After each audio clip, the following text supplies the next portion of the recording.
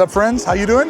Let's take a trip around Disneyland in a way you've never experienced it before with the Super Nerd. There's sound throughout the park everywhere. Yeah. But right here, I just hear kids and I don't see any speakers. I don't hear anything, which seems like an odd place not to have sound. Now, this is the dead zone. This is where you reset the palette. So out in the Esplanade, the soundtrack that you hear in between the two parks, and it goes all the way up to downtown Disney to the hotels, that's soundtracks from memorable movies over the decades. It goes Indiana Jones, Star Wars, Winnie the Pooh. Like, that's just to set the vibe. You're at Disney, and you're gonna hear something you recognize, whether you're 10 or 100. But we have just stepped into what Walt wanted to be sort of like the reception area. The in front of Disneyland is designed to mimic a movie theater. So essentially, we just bought our ticket to see a movie and we're standing in the lobby. We haven't gone into the theater yet. That's why this is a dead zone, so that you leave behind all these memorable movies, and we're gonna go into a space where the soundtrack isn't anything we recognize, because we're not watching a movie, we're living our own. And that's the juxtaposition of that soundtrack versus that one, and why we need to reset the palette, reset our brains before we go in there. Amazing, let's do this. Let's go.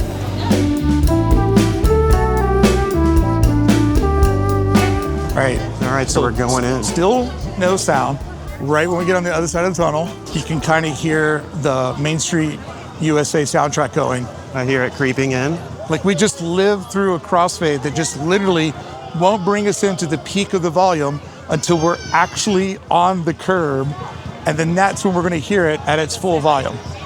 Yeah, you're right. What's fun is that right now, because they're redoing the Opera House, because there's gonna be a Walt Disney animatronic showing up, you know, what an amazing story. Man invents animatronic, dies and later becomes animatronic, but typically you can't see the speakers that are on top of the Opera House roof because the sign hides them. But they're taking the sign down because it's going to advertise that Walt Disney will be in there. So you can actually see the two speakers. They look something like JBLs that are just sitting out there on the roof. Yeah. Painted beige so they blend in as much as possible, but normally those are hidden to the eye. I'd heard that there's this room right above the Opera House that is where audio control is. Do you know anything about that? So when you leave the park at night, if you look in these windows through here, you'll see a grid wall of monitors. This is believed to be where security and sort of sound and all of that stuff is mixed. Inside of this building is one of the control centers that is kind of hidden from guests. It makes sense because these buildings were originally some of the first buildings were built here, and they were built with bigger second floors. And in fact, City Hall directly across from us, that's where Disneyland management was while the park was being built. So that second floor was full of offices of everybody that was overseeing the park being built. But getting back to sound, notice that this car is not a true antique car. This car was built to mimic an antique car. And one of the things they did was that putter that we're hearing on the motor, right? Like that jalopy noise.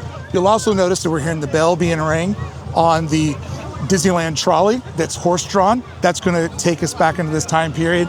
But then another big thing that we're gonna notice here, before the Main Street train station shows up, it'll be announced. It calls itself, which is gonna be a callback to catching the train, you know, back in the old days. And so you'll hear the conductor say that the train's approaching, and then it'll also give you an idea of like last call, and you hear the board, and after you hear the board, the train will take back off. So literally everything around us is transformative. To take us back to the turn of the century, essentially Walt Disney wanted this to be a nod to like his generation's grandparents' version of America. But what's amazing about this is it's no specific place. It's a combination of Missouri, Colorado, kind of the people that design this, they pull from where they come from, but it's no place in particular. And in fact, there was never a main street that looked like this, because Disneyland isn't meant to be real. It's meant to be a dream of what we think is real. So therefore, this is the best little main street that never existed. Yeah, I love this like intersection between designed sounds, hidden speakers all throughout these grates, but then also analog, real world sounds that tie it all into like a reality because it's physically here, bells and announcements and all of that. And each one of those little noises that we're getting, they're doing a very, very specific job. You know, they're not only making guests aware that there is a full horse coming up the middle of the street, not only is that bell a warning cue, it just sets you back to like a different place. So one of the few places that we can actually spot speakers is in Town Square. So they're painted what is referred to as go-away green.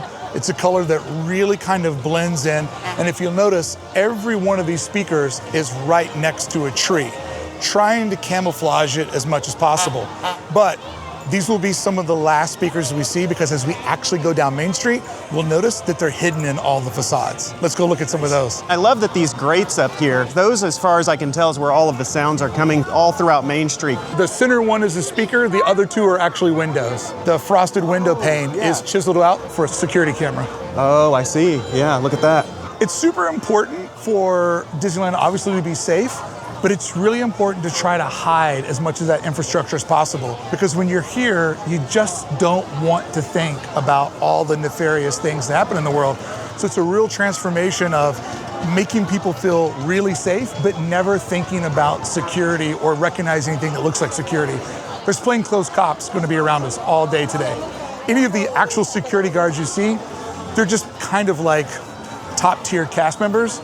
But the people that are really going to make a security difference are dressed like you and I. It's a window on one side to create the illusion of this symmetric building, but over on this side, it's obviously a speaker that's behind that grate, which is fantastic. And you know, why wouldn't that be a fake window? Because those aren't even real bricks. You know, one thing that I've noticed is that, you know, former cast members are notorious for not speaking publicly, but I've gotten tons of like emails, DMs, comments behind the scenes. And I'd heard from one that even as the parade goes by, there's some sort of synchronization in the floats to where all of these speakers are all in motion. The parade floats have basically like beacons on them that signal which zone they're in. So the parade is designed in X amount of sections or zones. And when each zone walks by, those parade floats and the cast members that are dancing on the street, they exist only in that zone. So that zone follows them. There is a transponder that's on the actual parade float itself that communicates with the next like speaker system, and then it takes over once the other one releases. You'll also notice that there are cast members walking with an iPad that are mixing live, and also the room that we looked at earlier, there are people in there that are double checking the mix. So there's like basically ride vehicle, person on street, person in room. There's 3 levels of command to make sure you're getting the best sound mix possible. So this is one of the few places in Main Street where there's actual storytelling sound design. It's a little bit hard to hear sometimes, but if you go over by the dental school here in the back corner, sometimes you'll hear what sounds to be maybe the world's worst dentist drilling and drilling away. And I suspect it'd probably be coming from this open window. Yeah, I would presume that it's in there. It doesn't seem like it's going right now, which is kind of the joy of Disneyland, is like you want to point something out and it's not working. So yeah, in this particular cul-de-sac, because you're just kind of here and you're slowing down, they put a soundscape in that's a storytelling soundscape. But they don't do that on Main Street, because what they don't want on Main Street is people stopping. But here, if you're having a coffee or, you know, enjoying a slow start to the day or wrapping up a date night, it's okay to have a soundscape, because this is mostly like a place of like leisure. But on Main Street, the vibe, there we go. Open high. Thank you, nurse. Chisel, please. Chisel, doctor. Thank you.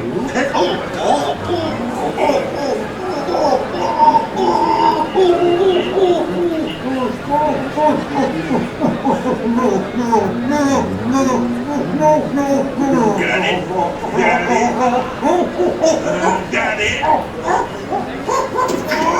Missed it. Okay, try again. Easy.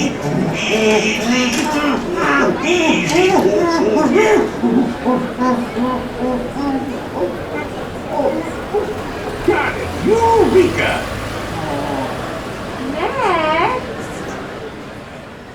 So just a little skit, and it's really fun to watch everybody kind of go, where's this coming from? And it's not only here, but like, as far as I'm aware, there's a whole scene happening up there over in the hotel. Yep. Something over here. Can you walk me through like what these little scenes are?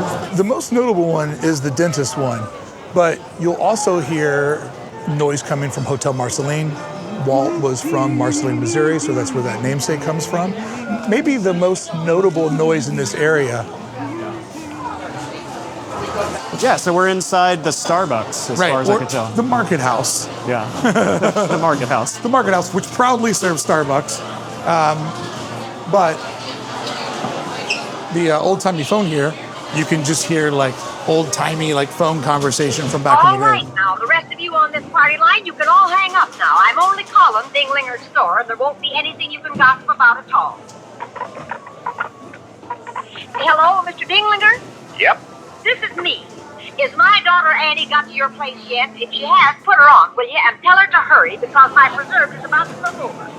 Hello, Annie? Once again, this is placed in a corner, right? If you're here waiting and you discover it, then it's something to be discovered. But they don't want things like this in main arteries. So kind of one of the joys of Disneyland is that if you go back into its nooks and crannies, there are things that are designed there for people that do that adventurous journey back to the hidden corners. Kind of like a little reward for being curious enough to go there, right? And to capture it real quick, we've got the other scenes are going to be the piano scenes. Second finger continue.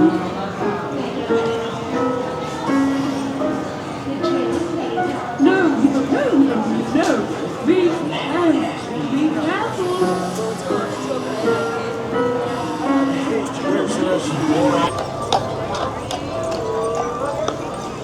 But like once again on this intersection, one mirror, one shutter. Where you see a shutter, that's a speaker. So what makes Main Street so amazing is that there's just this old-timey soundtrack that follows you, no vocals. It's very hard to kind of figure out where the actual background music loops. I think it's about 42, 45 minutes long, so most guests won't be around long enough to hear it loop over. With there being no noticeable speakers down the main thoroughfare, it really does just put you inside of it. And if you notice, the balance is really good. Like, we never hit one speaker that feels really hot. It's really, really well balanced. And then of course, when we get up to the hub, that's when we start to see the go away green speakers all next to trees. And really a lot of these wouldn't show up until the parades required more and more volume and more infrastructure to pull off some of the magic they wanted to do through parades. Because the original parades all had the music inside of them. Now that we're in this more sophisticated moment of technology and everything is designed in zones where they can mix it live, that's when all the speakers started to show up. So now we're getting one of the best soundscapes of this area. The Disneyland Marching Band is coming out. Ooh, nice. I believe this time of day they're going to do a castle takeover. You can see that there's cast members that are like pushing people away to give them a landing pad to land.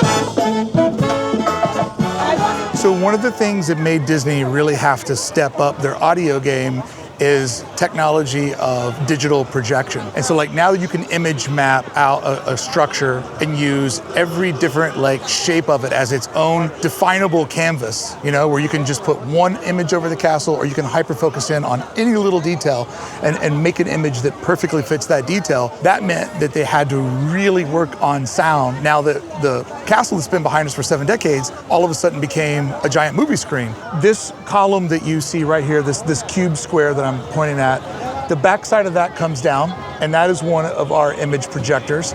But then also, as the show got more advanced, they needed more projectors to get a high-res image. We have this like castle tower right here, and you see the 3 little windows there. The center one will slide down, and there's a projector in there. And if you notice, both of these projectors, and they're also mirrored on the other side, they're at very, very severe angles. So that means that those projections have to somehow digitally be very, very skewed to hit the castle and look straight to our eye, right? The whole idea of, is there any overlapping or do they just perfectly butt up against each other? Like, what do they look like in the projector? I'm totally floored by. What you'll see is, if you turn around, is because we have all these projectors now, that there is just literally speakers all around the hub to draw everybody in to what they're seeing, because it's no longer just like hearing a soundtrack and looking at fireworks in the sky. It is a perfectly timed storytelling device that we're standing around right here. Like here to the train station where we started at today, there will be tens of thousands of people lined up through here to watch tonight's show. They're all different distances from what's happening up here. There will also be people watching this same show, the fireworks show and projections, that will be duplicated over at the Rivers of America. And during the holiday season, they'll show the projections over in the front of It's a Small World. So you have 3 audiences watching the same fireworks show, listening to the same soundscape from 3 very distinct, different geographical locations. So therefore, through Disney Magic, they have to get all that soundscape timed properly to where you're at. And maybe the best example of this is that if you stay at the Contemporary Hotel at Walt Disney World and you watch the fireworks that are happening at the Magic Kingdom, they are perfectly timed to the music that you hear on top of the Contemporary. And you are very, very far from Main Street when you're at that moment. So they do a really good job, even here, if you stay at the DVC Tower of the Grand Californian. The World of Color show is perfectly synced for the DVC balconies up on top where there's a viewing section. So they do a really good job of, no matter where you're at, you never get like an audio delay from the visuals that you're seeing, which is just absolutely wild. And what's fascinating about it is, like, you know, Disney has like the proprietary like shooting star. And like, if that shooting star doesn't follow the flow of that music, that whole illusion is lost. And that's something that nobody will ever think about, because sound is one of those things. When it works, you don't second guess it, right? But when it's off, everybody's It's like, everything. I've been here before when the projectors have stopped or the fireworks have like stopped in the middle. And as long as the music's going, everybody's probably pretty cool with it. But I've been here before when the music stops, and that is the most awkward moment. That's the one thing when it breaks down, everybody goes. So obviously Sleeping Beauty Castle is the heart of the park and is probably the most expensive piece of property that the Disney Corporation owns. Like, what would be appraised to be worth more than this than maybe Cinderella Castle at Walt Disney World? But, you know, this is the only castle that Walt ever walked through. So as far as like feeling like the Disney history and the presence of Walt Disney, like this is the global icon, right? And so this area has a lot of little different individual sound zones. So if you'll notice where we're standing right now, we're not really listening to a background soundtrack. We have the water going over us. It's almost like you can hear the wind that's blowing around us. You know, it's like that quiet and empty, and you can kind of hear the echo of the park around us. But from the wishing well, you'll hear Snow White kind of laugh and do her little wishing song. And it's one of those things that doesn't like totally knock you over. It's not loud and it's not constant, but you will hear Snow White sing her famous sort of song that just kind of puts you into this moment, which makes you feel like this moment is so separated from everything else around you. Another thing that they do, which is super important, is that in front of the castle, you kind of don't hear Main Street anymore because it's a crossfade area. They're resetting your emotional palette. And when you go into Fantasyland proper, there's the Fantasyland soundtrack that you'll hear and also the sound of the King Arthur's Carousel. But one of the smallest sound zones that exists is that right when you go in the castle, on loop, they're always playing When You Wish Upon a Star, because that's what the castle is sort of like tethered to. And they want to give everybody that very distinct moment. Not something that you have to sit here and wait for Snow White to sing. You hit the castle, you're going to hear When You Wish Upon a Star. And I really, really love that. As much as a lot of things here are kind of like emotional roulette, that one is a sure bet. So the Matterhorn has a lot of sound storytelling happening all at once. You have not only the sound of the water going by, the monorail passing, which is amazing that the monorail beams in the front are like 4 feet tall. And in the back, they're like 12 feet tall. If the monorail went any higher on the mountain, it would absolutely ruin the perspective. Just like we have to adjust where the monorail comes through, we also adjust the sound. So if you listen to it, we have the waterfall, we have the sort of the mountaineer music from Switzerland. What that's basically doing is it's keeping the sound of Fantasyland separate from the sound of Tomorrowland. This is kind of like its own mixer, if you will, between the two different stories. But there's one other thing that the Matterhorn does that's so magical, is there's the wisping of the wind that you can hear, which, you know, makes it sound like it's up in the air, but you can also hear the roar of the Yeti. And there he goes. And to the youngest guest of Disneyland, part of conquering the Matterhorn is conquering the Yeti. So to kind of hear like that evil, like sirens call from the mountain, it just does kind of get that little young visitor like, all right, I can do this. You know what I mean? It's like part of that emotional storytelling. But if you just think about it, there's just like all of these layers right here that make this feel uniquely like Disneyland. And then there's also the last bit of it is people riding by screaming. That just adds sort of that fun, you know? And the guest is a big part of the soundscape of Disneyland. Right here, in one of the craziest attractions they've ever built, there is so much creative problem solving that's happening. And the soundscape is just one of those things that just brings you closer to the story instead of pushing you away from it. It makes the impossible feel possible. Disneyland has an enormous amount of cast members that have to navigate through the park and do their jobs. They don't have wheels on their carts that have air inside of them. They have hard plastic wheels. You know why?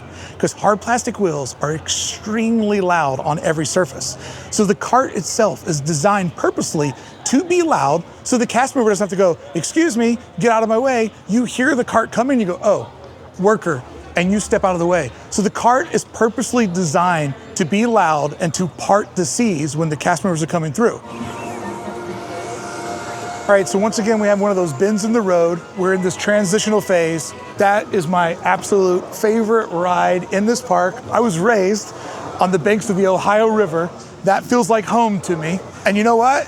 Once you're too cool to wave at people in the Mark Twain, you're officially too cool to come to Disneyland. He got us, he got us. You always wave at the Mark Twain. We are at Fowler's Harbor, which is one of the best spots in all of Disneyland. This is one of those seams where you're between a lot of things. You've got the constant sound of people dropping in on Tiana's Bayou Adventure.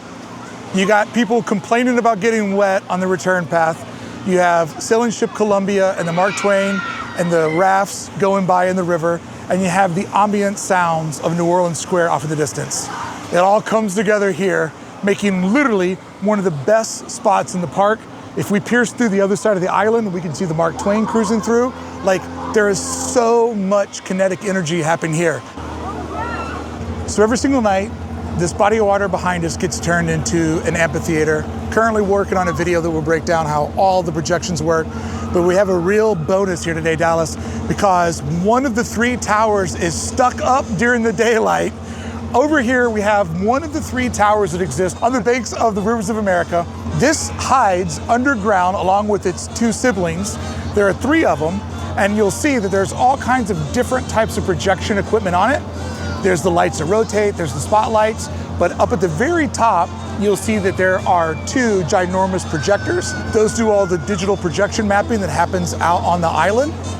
And you'll also notice that there are speakers hidden on that bad boy. And along with all the speakers that are disguised in the light post all around us, those bad boys are loud. If you look at the balcony that has Walt Disney and Roy Disney's initials in it, let's just go up above that and you see the little turrets or the little you see the shutters that are open? Right, yeah, I see it. That is where the crow's nest is to mix the nighttime show. No way. Yeah. The guy up there will be mixing all of the light and sound, and then right in front of the speaker system that's in front of us here, they will do a pop-up tent. They will pull out a control board, and right there will be the front of house where literally the director is talking to all of the boats and telling everybody, speed up, slow down, and just basically directing the whole show. All right, so I'm hearing this like little distant tick, tick, tick, tick, tick, tick, tick. Yeah, so what you're hearing over here is one of the best sound effects in all of the park. You're hearing what sounds like from this old train station, a Morse code or telegraph, I think is the better term. What we're listening to is Walt Disney's opening day speech. And it's converted over into this antiquated messaging system, which makes it very subtle that most people will just kind of hear it, be like, oh, old-timey train station. But what you're really hearing 24 hours a day, 7 days a week, is Walt's voice never ever leaves his park. By having his opening day speech just play on repeat, it just kind of means like an echo of the man is through here at all times. And the way that I've heard the story and the way that I choose to believe the version of where this came from is that it was decided upon by his wife. And I think that if that is true, and Lillian Disney was the one that said that that should be in there, that's pretty powerful, that it wasn't the corporation, but the person that loved him the most. And so, yeah, Disneyland's a magical place. It's the only theme park that Walt Disney ever got to go through. And even though it's small, it is mighty. And every little curve is designed to tell you a story, to make you feel feelings that you don't always feel.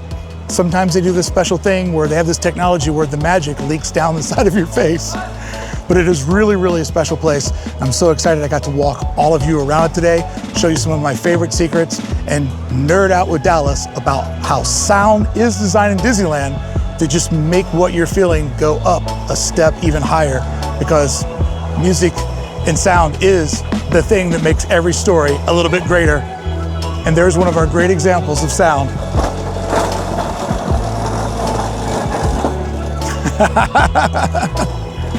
Thanks, everybody.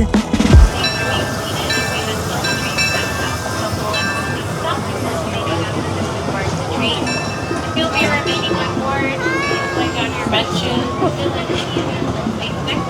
You're never too cool to wave to people at Disneyland.